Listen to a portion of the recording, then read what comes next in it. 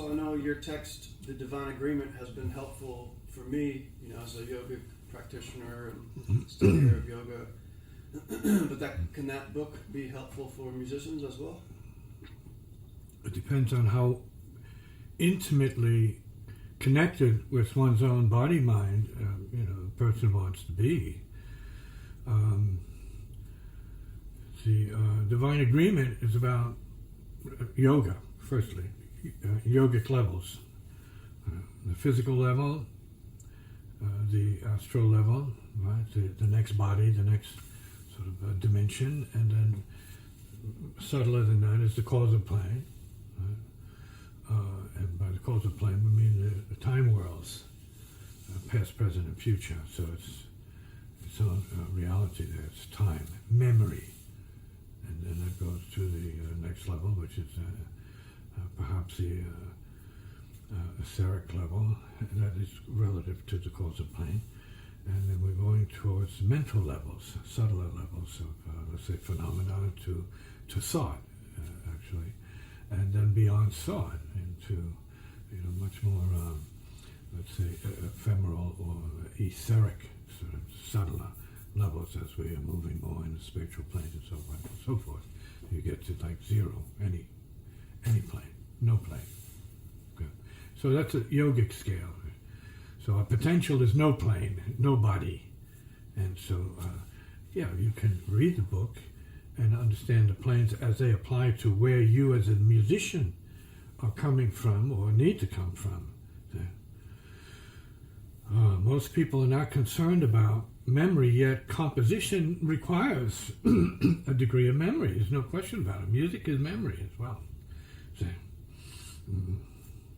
So if we got to the causal plane of music, we need to know what we are causing as well as how we're being caused by music in terms of memory on the time track from past, right? Primitive music all the way up to European classical music, and now 20th century, 21st century avant-garde sounds, and let's say Hollywood ideas of music and visionary experiences, and what do they call them?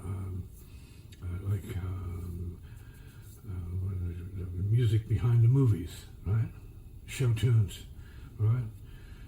So all of that is part of it, John Williams' contribution to music, right, with the science fiction stuff, and beyond. So there's no limit now, right? And so we need to know what we are causing as an artist, if you can think that much into your process, and what is causing you to, what caused you to cause. See? And so we're seeing that as a universe in its own way. And then going to a lower level and say, well, what feelings cause you to feel? See? That's the emotional plane of let's say, perception. Right? The second plane outside of the physical, first plane. See?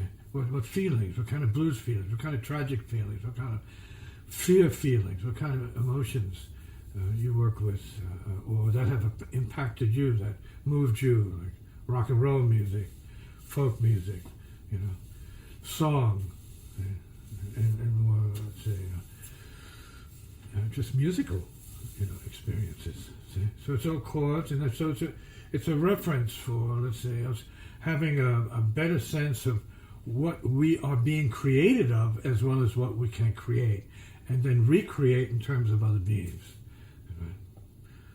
From a certain, let's say, level or structure of different dynamics or dimensions, in this case, from the physical, the astral, or the ghost level, also respectively on the astral plane, it's like immaterial, plane of ghost and causal memories and so on. We go straight up the ladder to, super consciousness, right? There's zero, nothing, and everything sort of like merged. Right?